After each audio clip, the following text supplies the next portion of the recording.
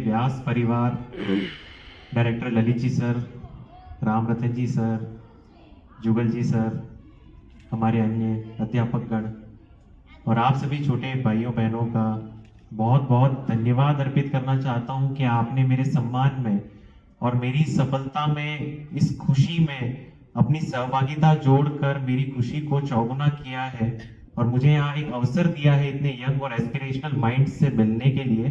तो एक बार आपके डायरेक्टर सर के लिए मेरी ओर से धन्यवाद ज्ञापित करते हुए तालियां हो जाए।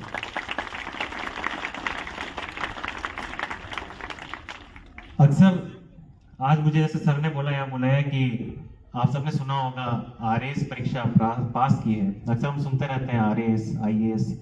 फर्स्ट चीज जो दिमाग में क्लिक होती है और होनी चाहिए वो होती है कि क्यों, कहां से, कैसे आया ये वर्ड। कहीं तो दिमाग में लगा होगा, कहीं से तो शुरुआत हुई होगी कि क्यों बनना है, किसी ने कहा होगा।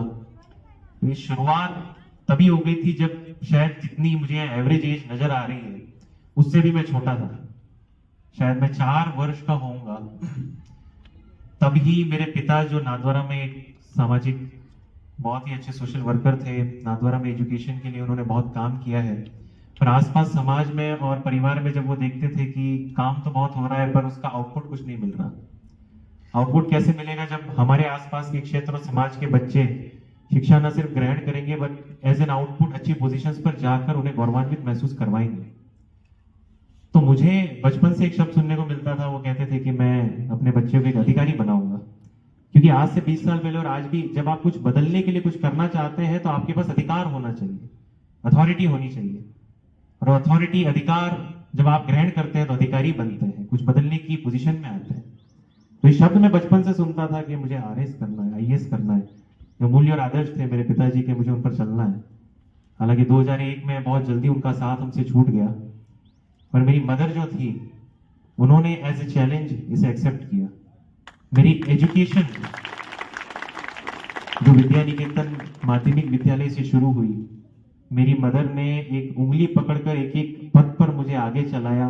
मेरे पिता और के मूल्य और आदर्शों पर मुझे स्ट्रिक्टली डिसिप्लिन के साथ इंश्योर किया कि मैं उन्हीं पर चलूं। जुगल जी सर जो यहाँ पर आपके विद्यालय में हैं, इन्होंने मुझे, मैं जब 3 फीट का था ना तब से देखा है।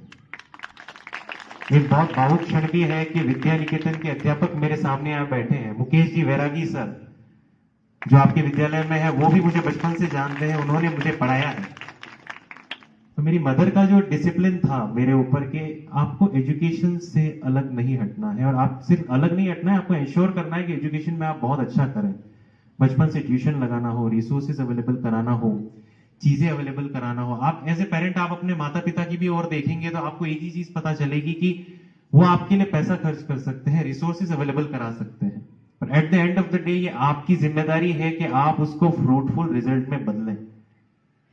स्कूल लेवल से ही आपका गोल डिसाइड होना शुरू हो जाना चाहिए, जहां तक मेरा मानना है। आज का समय बहुत अधिक कंपटीशन का समय है। हमारे जमाने में तो कंपटीशन था ही, पर आज अगर आप प्रोएक्टिव नहीं बनेंगे, एक्टिव भी नहीं, पहले एक्टिव हुआ करते थे, अब प्रोएक्टिव बनना जरूरी है। फ्यूचर की प्लानिंग आपके हाथों में पहले से होनी चाहिए, और मेरे ख्याल से 11th 12th की भी क्लासेस चलती है sir. More importantly 12th class और 11th क्लास वालों के लिए। हमारे टाइम पे हम जानते हैं हमें गाइड करने वाला कोई अधिक था नहीं इस फील्ड के लिए। तो जो गाइडेंस क्रंच हमने फील किया 12th के बाद, क्या सब्जेक्ट लें। 10th में साइंस मैथ्स में अच्छे मार्क्स आ गए तो बोला आपको साइंस लेनी चाहिए, जबकि करना कुछ और था, क्योंकि गाइड करने वाला कोई अवेलेबल नहीं था। आज मैं जब पीछे मुड़कर देखता हूं तो लगता है कि शायद मेरा रास्ता यहां तक पहुंचने का और छोटा हो सकता था और कुछ और हो सकता था। तो आपके टीचर्स जो यहाँ पर अवेलेबल हैं वो बहुत एक्सपीरियंस्ड हैं, राम रतन जी हैं, जुगल जी हैं, ललित जी हैं। इनके साथ आप वर्कआउट करें कि आप अपने फ्यूचर में गोल क्या डिसाइड करना चाहते हैं। मैं ये नहीं कहूंगा मैं आ गया तो सब अगले दिन से रट पकड़ लें हम भी आरएस बनेंगे, ऐसा बिल्कुल भी नहीं है। आपकी अपनी एक एप्टीट्यूड और पर्सनैलिटी है, आपको अच्छे से पता है आपको किस एरिया में आगे बढ़ना है, आपका इंटरेस्ट है। यहाँ पर अभिभावक अगर हो या फिर जैसे सर अभिभावकों के साथ डिस्कशन करते होंगे, आप अपने स्टूडेंट्स को फुल फ्रीडम दीजिए कि वो अपने आप को एक्सप्लोर कर सकें। आरएस ही नहीं, अगर प्राइवेट फील्ड में भी आप आईआईटी करना चाहते हैं तो आप उस फील्ड में 12th से जाना शुरू करिए। आपका गोल क्लियर होना चाहिए, 12th में साइंस लूंगा, आगे मैं कोचिंग करूंगा या फिर जो भी मुझे रिसोर्सेज चाहिए वो लूंगा, और मैं आईआईटी फाइट करूंगा, रिसर्च फील्ड में जाऊंगा। अगर कोई चाहता है मैं आईएएस आरएएस करूं तो उसका फील्ड उसी हिसाब से शॉर्टेस्ट होना चाहिए कि हम ह्यूमैनिटीज के सब्जेक्ट की तरफ जाएं। ये बहुत सिंपल फॉर्मूला है। कई बार गाइड नहीं हो पाते, रास्ता लंबा हो जाता है हमारी तरह। तो आपके पास एक बहुत एक्सपीरियंस फैकल्टी है, आप उनके एक्सपीरियंस का लाभ उठाइए, आपकी जिम्मेदारी है। कहते हैं ना, कुआं प्यासे के पास नहीं जाता, आपके पास पूरे समुद्र बैठे हैं यहाँ पर, जहां तक मैं समझ सकता हूँ। एक बार जोरदार तालियों से आप इनका फिर से स्वागत करें सर का। मेरा पिता के आदर्श और माँ के मूल्यों का मैंने आपको बताया सफर, पर मेरी मदर की तबीयत भी बहुत अच्छी नहीं रहती थी। घर की जिम्मेदारियां संभालना, उसके बाद मेरी पढ़ाई पर ध्यान देना, या आप अपने पेरेंट्स की तरफ देखकर आपको चलना है कि आपके पेरेंट्स भी किस तरह आपके पीछे लगे हुए हैं। कई लोग होते हैं सक्षम हो सकते हैं, बट यहाँ कई स्टूडेंट्स ऐसे बैठे होंगे जो जानते हैं उनके पेरेंट्स सक्षम नहीं होते भी किसी भी तरह उनके लिए सारी फैसिलिटीज प्रोवाइड करवा रहे हैं। क्यों? वो 15 साल मेहनत करेंगे सिर्फ एक दिन के लिए। जब जैसे मेरा रिजल्ट आया और मैंने एक बार जाके रात को 11 बजे मम्मी को कहा, मम्मी मैं डिप्टी कलेक्टर बन गया। ये 3 वर्ड्स हैं, पर बरसों लग जाते हैं इस चीज के लिए। ये आपको आपके पेरेंट्स के चेहरे पे मुस्कान देखनी है तो मेहनत तो करोगी ही आगे। मैं ये नहीं कह रहा अभी से लोड और टेंशन लेना शुरू कर दो, पर अपने आप को फर्म डिटरमिनेट रखिए, गोल बनाइए अपना एक, और उस रास्ते पर चलिए। खासकर 12th क्लास के जो स्टूडेंट्स हैं, आपके लिए बहुत क्रंच मोमेंट है और एक बहुत बड़ा कंपटीशन आपके लिए बाहर वेट कर रहा है। अब मैं अपनी आरएस की जर्नी आप लोगों को कुछ बताऊं। इंजीनियरिंग मैंने 2000, जो लाइफ में कई बार फेलियर्स आते हैं आपके सामने। 2012 के बाद मेरा भी सपना था, 12th 10th मैंने बहुत अच्छे परसेंटेज से की। सर जानते हैं, प्रकाश जी सर भी हमारे साथ थे, राम रतन जी थे। उनका ये मानना था कि मुझे आईआईटी करनी चाहिए या फिर अच्छे इंजीनियरिंग कॉलेज में जाना चाहिए, और मेरे माइंड में एक लगा हुआ था नहीं मुझे तो आरएस करना है। तो मैंने डायरेक्टली दिल्ली में इंजीनियरिंग कॉलेज में एडमिशन लिया था उस समय, पर कुछ पारिवारिक परिस्थितियां प्रतिकूल हुई। मदर का स्वास्थ्य बहुत खराब रहने लगा उस समय पे, और एडमिशन लेने के बावजूद फर्स्ट ईयर में मुझे दिल्ली से ड्रॉप करना पड़ा, और दिल्ली से ड्रॉप करके मैं नाथद्वारा आया। ये बात मैं क्यों बता रहा हूं, क्योंकि 12th क्लास के बाद कई बार बच्चे इस चीज से भी डिप्रेस हो जाते हैं कि हमें अच्छा कॉलेज नहीं मिला। पर ये ठीक है, आपको कोशिश करनी है अच्छा कॉलेज मिले, पर मान लो आप किसी नॉर्मल कॉलेज में भी है तो ये आपकी कैपेसिटी और कैपेबिलिटी का मार्कर नहीं है। ये आपका फ्यूचर एक मोमेंट में डिसाइड नहीं कर देगा। मेरे माइंड में था कि मुझे आगे सिविल सर्विसेज में जाना है, तो इंजीनियरिंग भी मैंने अच्छे से करी, ऐसा नहीं था वहां पर मैं लूज रहा। बहुत अच्छे ऑनर्स डिवीजन के साथ मेरी इंजीनियरिंग हुई, पर मेरा गोल क्लियर था, मुझे जॉब नहीं करनी है, मैं सीधा कोचिंग करूंगा आईएएस की। उसके लिए फिर मैं दिल्ली गया। दिल्ली मैंने 1 वर्ष बहुत अच्छे से मेहनत की। पहली बार जब नाथद्वारा से मैं दिल्ली गया तो फर्स्ट ऑफ ऑल जो कंपटीशन मैंने देखा तो फील हुआ कि एजुकेशन फील्ड कितना वाइब्रेंट होता जा रहा है। वहाँ जो फैकल्टीज हैं, जो बच्चे हैं, जो लोग हैं, वो किस बैकग्राउंड से आते हैं, और हमारे यहाँ आसपास वो गाइडेंस कई बार अवेलेबल नहीं हो पाती। मेरी तैयारी शुरू हुई 2018 में। मैंने पहली बार यूपीएससी का अटेम्प्ट दिया, और मेरी कुछ प्रोसीजरल मिस्टेक्स, नॉलेज की कोई कमी नहीं थी, एग्जाम हॉल प्रेशर की वजह से वहां मैं कुछ बबल्स गलत भर के आया, और मात्र 1.25 नंबर से मेरा आईएएस प्री उस समय रुका था। 1.3 मार्क। अभी आपको लगता होगा 4 नंबर 5 नंबर बहुत कम है, पर जब कंपटीशन एग्जाम में जाओगे तो आपको पता पड़ेगा कि एक एक नंबर पर 30-30 40-40 लोग बैठे होते हैं। अभी जो एग्जाम मैंने क्लियर किया है, अगर 1 नंबर भी आपका कम हुआ तो आपकी जनरल से आपकी 2 पोस्ट चेंज हो जाएगी। 1 नंबर, और वो 1 नंबर बहुत आसानी से चेंज हो सकता है, क्योंकि डिस्क्रिप्टिव एग्जाम्स होते हैं, आप आंसर लिख के आते हैं। फेलियर का सामना मैंने सबसे पहले किया 2018 में। बहुत डिप्रेस भी हुआ, क्योंकि लाइफ में फर्स्ट टाइम फेलियर देखा था। विद्या निकेतन में पहली क्लास से 10वीं तक मेरा फर्स्ट रैंक फिक्स होता था, ऑलमोस्ट फिक्स होता था, चांसेस सेकंड के लिए लगाते थे सारे लोग। उसके बाद 11th 12th भी मेरी अच्छे से हुई, पर पहली बार फेलियर फेस किया तो मैंने सीखा कि फेलियर से उबरते कैसे। 2018 में ही उस समय मैंने नाबार्ड ग्रेड ए परीक्षा दी, जो ऑल इंडिया लेवल पर 12 सीट थी, उसमें ओबीसी की।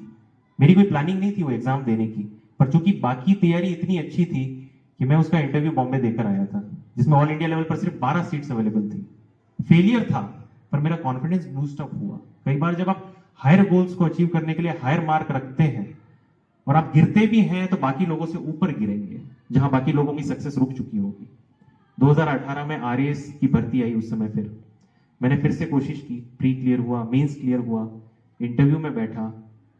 माहौल आसपास नहीं था उतना, कुछ गाइडेंस तो मैं ले चुका था, पर कह सकते हैं मेरे अंदर कुछ कमियां रही होगी, कुछ पेपर ठीक से नहीं हुए। मेरी रैंक, जैसा मैम ने और आपके सामने डिस्क्रिप्शन रखा, 1521 मेरी रैंक लगी थी उस समय। और मेरी मम्मी यहाँ बैठी है, सब बैठे, बहुत डिप्रेस हो गए थे। मैंने एक बार को तो बोल दिया था मुझे आगे तैयारी नहीं करनी है रिजल्ट के नेक्स्ट डे। सभी को बहुत होप्स थी। यहाँ जो टॉपर स्टूडेंट्स बैठे होंगे वो ये प्रेशर जानते हैं, एक बार आप फर्स्ट रैंक लिए ही है, अगली बार से आपसे एक्सपेक्टेशन बहुत ज्यादा हो जाती है, और वो प्रेशर बियर करना और उस प्रेशर में आउटपुट देना कई बार मुश्किल हो जाता है। सभी को ये होप थी कि मैं पिछली भर्ती में ही डिप्टी कलेक्टर निकल जाऊंगा। अब 1521 रैंक लगी मेरी, इतनी रैंक मैंने एक्सपेक्ट ही नहीं की थी।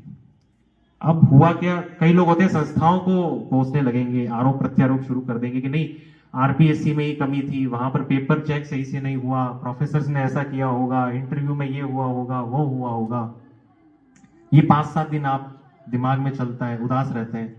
फिर जब आप बैठ के फैक्चुअली सोचेंगे, 10th हो 12th हो कोई भी क्लास हो, कंपटीशन एग्जाम्स हो, बेसिक क्वालिटी सेम रहती है।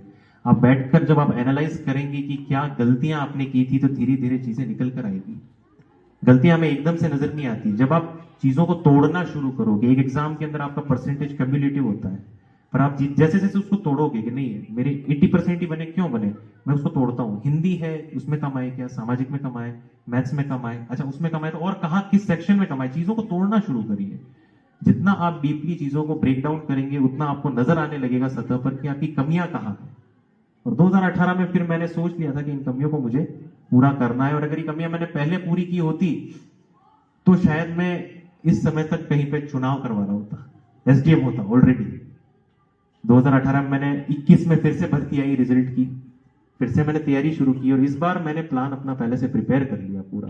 जो कमियां थी मैंने अपनी सामने नोट डाउन करी, मेरे अंदर ये कमियां है। पहला स्टेज, पहले सक्सेस ही आपकी तब हो जाएगी जब आप एक्सेप्ट कर लोगे कि मेरे अंदर ये कमियां है। कई बार हम छोटी क्लास और स्कूल में सुनने से थोड़ा परहेज रखते हैं कि मेरे अंदर कैसे कमी हो सकती है, मैं टॉपर हूं। कोई भी टॉपर हो, कैसा भी हो, कमियां हमेशा आती है। आपको उन कमियों को पूरा करते हुए चलना है। मैंने जो 6 मंथ पीरियड था मेरा मेंस एग्जाम का, उसमें अपना पूरा जोर लगाया। वो करो या मरो, डू और डाई मोड में मैंने वो एग्जाम दिया। आरएएस में 3 स्टेजेस होती हैं। एक अंदाज में आपको दूं, लगभग 6.5 लाख लोग अप्लाई करते हैं ऑल ओवर द कंट्री से।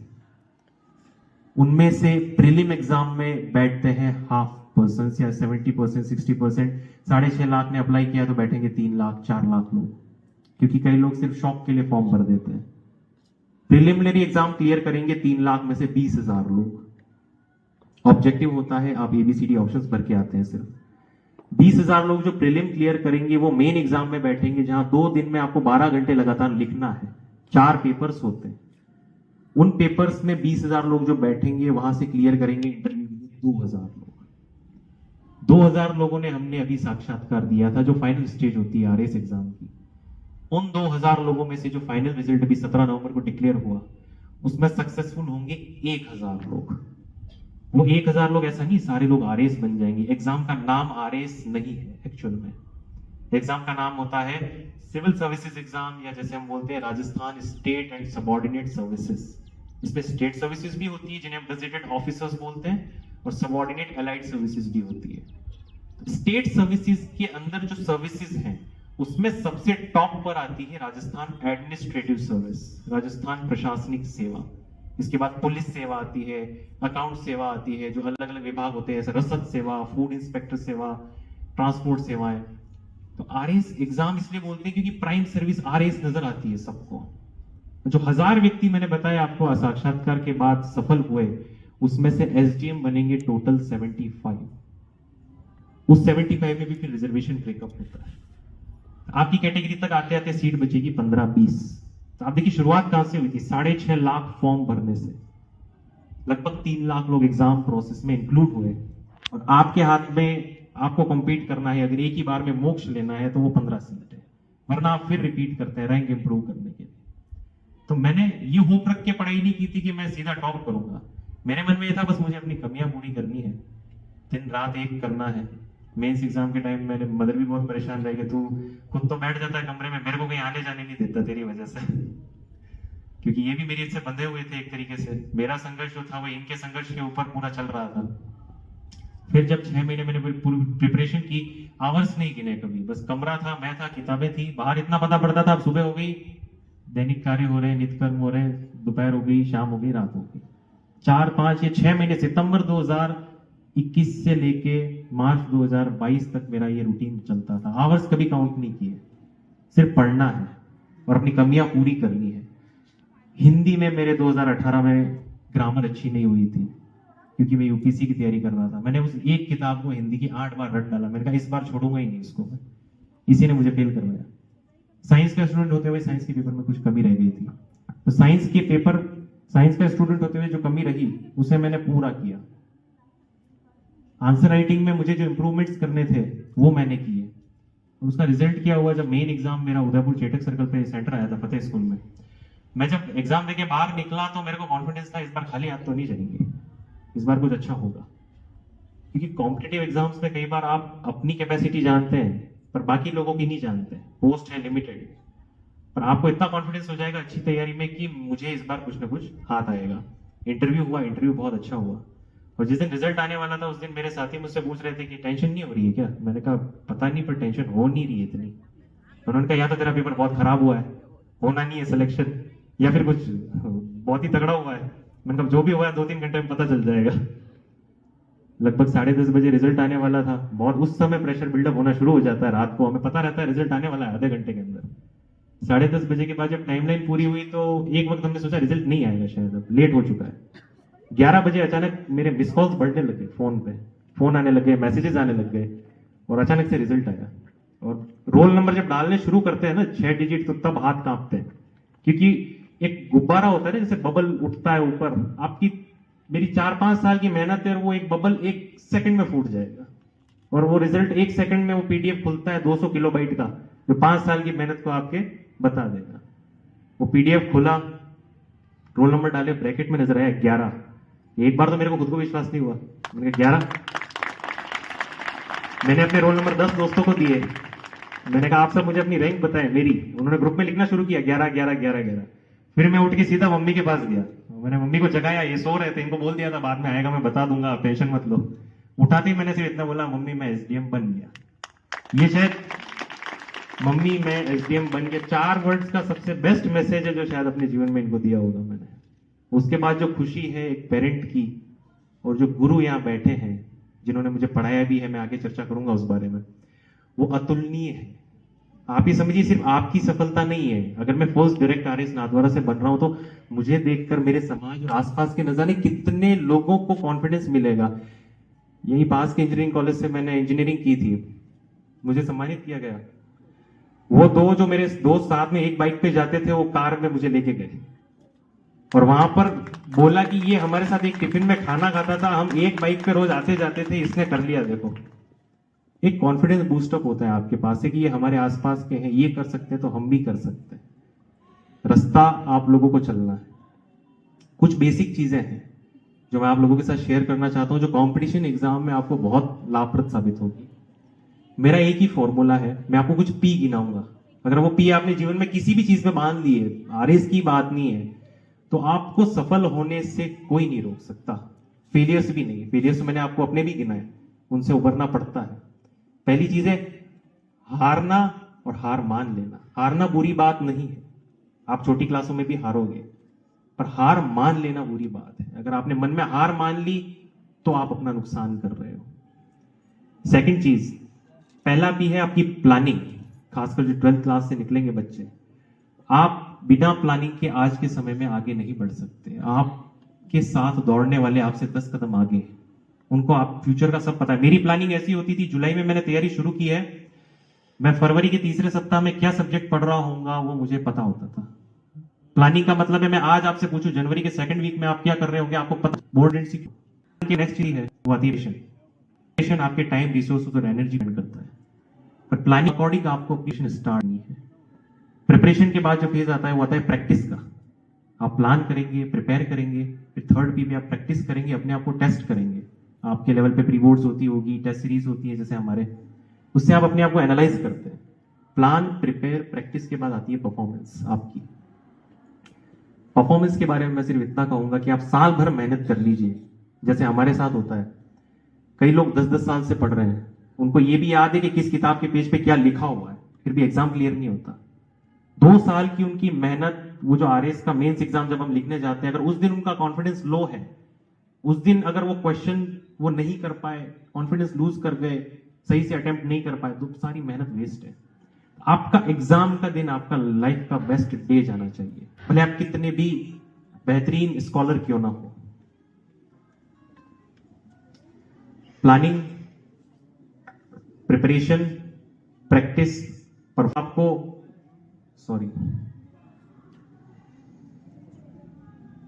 Planning, preparation, practice, performance.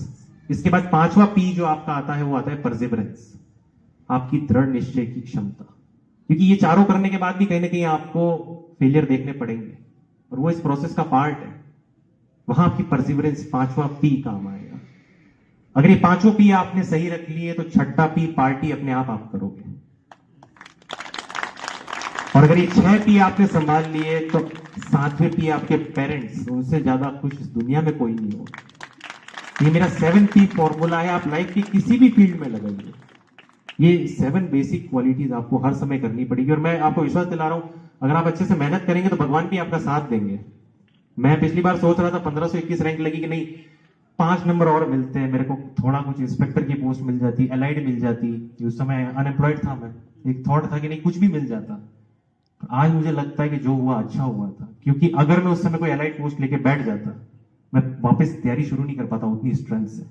तो शायद कहीं मैं मानता हूं कि श्रीनाथ जी को वो चाहिए ही नहीं था कि एलाइड में जाए। वो चाहते थे मैं फिर से तैयारी करूं और मेरी कैपेसिटी के अकॉर्डिंग करूं। तो उन्होंने मुझे कोई पोस्ट दिलाई ही नहीं, बोला नहीं तुम वापस करो। और इतनी अच्छी तरीके से करी कि सीधा 1521 से 11वीं रैंक सीधी है। रिजल्ट के डे की मैं आपको बात बताऊं, मैं खुद श्रीनाथ जी में विश्वास रखता हूं। चुनाव चल रहे हैं, मैं नाथद्वारा में पटवारी भी पोस्टेड हूं, हेडक्वार्टर पटवारी, उतनोल सर्कल भी मेरे पास ही है। मेरी ईवीएम में ड्यूटीज लगी थी राजसमंद प्रिपरेशन में, और जिस दिन रिजल्ट आना था उससे एक दिन पहले इवनिंग में मेरी ड्यूटी कैंसिल होती है। और तहसीलदार महोदय जो नाथद्वारा के हैं वो मुझे कहते हैं कि आरबीआई के गवर्नर आ रहे हैं शक्तिकांत दास जी। ये भी मैं कहना चाहूंगा मेरे तहसील स्टाफ बहुत कोऑपरेटिव रहा है मेरे प्रति। जितना उन्हें मेरे अंदर स्पार्क नजर आया, टैलेंट नजर आया, उन्होंने उतना मुझे फैसिलिटेट किया कि मैं जॉब के साथ भी इंटरव्यू के लिए प्रिपेयर कर सकूं। उन्हें भी मैं थैंक्स बोलूंगा इस मंच से। और इसके साथ जैसे मैंने बताया ईवीएम में मेरी ड्यूटी लगी, कैंसिल हुई। तहसीलदार महोदय ने बोला आपको आरबीआई गवर्नर आ रहे हैं, आपको शक्तिकांत दास जी जो हमारे गवर्नर हैं इंडिया के, उनका प्रोटोकॉल बहुत हाई लेवल का होता है, उनके साथ आपको रहना है और दर्शन करने हैं। अपने यहाँ बोलते हैं श्रीनाथ जी से कुछ मांगना हो तो भोग में मांगते हैं, भोग के दर्शन में, और आपको भोग के दर्शन करने हैं। रिजल्ट उसी दिन आने वाला है। सारे लोग दर्शन कर रहे थे, हमारी स्पेशल लाइन क्रिएट हुई प्रोटोकॉल की, पूरी हाई सिक्योरिटी, 10-12 लोगों के साथ ही हमने दर्शन किया, आरबीआई गवर्नर के साथ भोग के ही दर्शन किए, और रात को ही रिजल्ट आया 11th रैंक। अगर आप मेहनत अच्छे से करेंगे तो कोई फिर सारी परिस्थिति आपके साथ जुट जाएगी, आपको सफल बनाने। वो कहते हैं ना कि सारी कायनात आपके अगेंस्ट भी हो जाती है तो फेवर में भी हो जाती है, डायलॉग है वो बिल्कुल ट्रू है। अब व्यास परिवार से मेरा संबंध, मैं आपको बताऊं, मैं बचपन से बहुत अच्छा था स्कूल में। 8th क्लास में पहली बार ललित जी सर घर पे आए थे और उन्होंने मेरी मदर को बहुत कन्विंस करने की कोशिश की थी कि आप इसे हमारे यहाँ पे ट्यूशन भेजिए। मम्मी मेरी मुझे ज्यादा बाहर जाने नहीं देती थी और अकेली नहीं जाने देते थे। इन्होंने बहुत कन्विंस किया और बोला नहीं मैं डेली मैं लाऊंगा, मैं छोड़ूंगा ट्यूशन से, आप बिल्कुल चिंता मत करो, मैं इसको पूरा सपोर्ट करूंगा, मैं अपनी बाइक पे लाऊंगा, ले जाऊंगा, छोड़ूंगा। मुझे अभी तक याद है, घर आए थे प्रकाश जी सर, राम रतन जी, ललित जी। उस समय तो मम्मी माने नहीं, पर 9th क्लास में फिर मैं व्यास ट्यूशन पे गया फिर से, क्योंकि 10th बोर्ड थी और उस समय व्यास ट्यूशन का बहुत नाम था। मैंने कहा इस बार तो गाइडेंस लेंगे सर की। 10th में थोड़ा सा अनलकी में ये रहा कि उस समय सर की तबीयत भी खराब थी, उनका कोई ट्रीटमेंट चल रहा था, तो सर हमें पढ़ा नहीं पाए। पर राम रतन जी और प्रकाश जी सर, कमलेश जी सर, और ये सारी वहां पर फैकल्टी से मुझे याद आ रही है, हुआ करती थी। राम रतन जी के ब्रदर भी थे शायद उस समय। और मेन फोकस 2 सब्जेक्ट्स पे रहता था, इंग्लिश और साइंस, और बाकी चीजों की टेस्ट सीरीज होती थी। आज मैं जब सोचता हूँ ना कि टेस्ट सीरीज की आदत मुझे कहाँ से लगी, जो आरएस में भी बहुत काम आती है। व्यास पे हर वीकेंड पे हमारे टेस्ट होते थे, संडे को सुबह आते थे, मुझे अभी भी याद है, वो कॉपियां भर के सबसे पहले सर को पकड़ा के निकल जाता था। और बिल्कुल टीचर और स्टूडेंट की तरह रिलेशनशिप नहीं थी, एक बड़े भाई की तरह राम रतन जी ने, जो यहाँ बैठे हैं, प्रकाश जी सर जिनकी अब गवर्नमेंट जॉब है, एक बड़े भाई की तरह उन्होंने मुझे सपोर्ट किया, बड़े भाई की तरह वहां पढ़ाया। विद्या निकेतन में जुगल जी सर ने मेरे ख्याल से इतना सा देखा है सर आपने मुझे, और सर ने 3rd या 4th क्लास में मुझे पढ़ाया हुआ है। जब ऐसे अध्यापक आपके सामने बैठे हो जिन्होंने बचपन से आपकी जर्नी देखी हो, व्यास पे जब मैं आता था तो एक सर को फुल कॉन्फिडेंस था कि मेरिट में जरूर आएंगे, तभी मैंने परसेंटेज टारगेट नहीं किए थे। टेस्ट सीरीज देते थे अच्छे से। और एक मोमेंट जो मुझे याद आ रहा है कि राम रतन जी सर की कोई शादी थी घर में, और वो छुट्टियों पर चले गए थे। 7 दिन के लिए वो अंग्रेजी पढ़ाने का जिम्मा मुझे दे के गए थे। मतलब मैं खुद स्टूडेंट हूँ और मैंने अपने साथियों को अंग्रेजी पढ़ी थी राम रतन जी की दी। ये कॉन्फिडेंस आपका आपके टीचर्स के ऊपर बिल्डअप होता है जब आप उन्हें परफॉर्म करके दिखाते हैं। सिर्फ फैक्चुअली आपकी एजुकेशन की बात नहीं है ये आपकी पर्सनैलिटी की बात है, जो ओवरऑल डेवलप होती है ऐसे पर्सनैलिटीज के बीच में रह के। 10 बोर्ड का रिजल्ट भी मेरा आया। रिजल्ट के डे भी मैंने, अगर सर को याद हो, सर से बात की थी और सुबह फोन करके बोला था सर थोड़ी टेंशन हो रही है। सर ने मेरे को बोला सब अच्छा होगा, टेंशन मत लो। और 94% उस टाइम पे मेरा 2010 में आया था। राजस्थान में 21st रैंक था और डिस्ट्रिक्ट में 3rd। ये टीचर्स यहाँ पर मेरे सामने बैठे हैं जिनके साथ भावनात्मक जुड़ाव इसलिए कि as a family, not only as a teacher, as a family they have supported me throughout my journey. बाद में भी मुझे कोई भी टेंशन होती थी मैं सीधा फोन मिलाता था।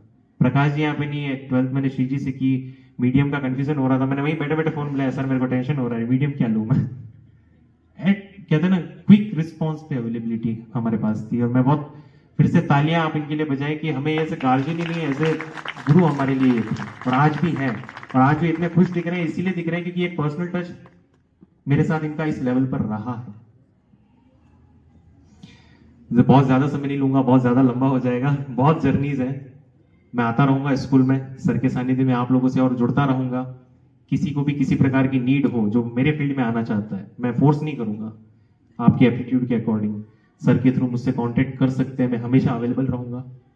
एट द एंड फिर से मैं मेरी माँ के चरणों में नतमस्तक होकर आप सभी के समक्ष व्यास परिवार का पूरा धन्यवाद देते हुए आप सभी लोगों को आपके फ्यूचर के लिए बहुत बहुत शुभकामनाएं अर्पित करता हुआ आप सभी से आज्ञा मांगूंगा।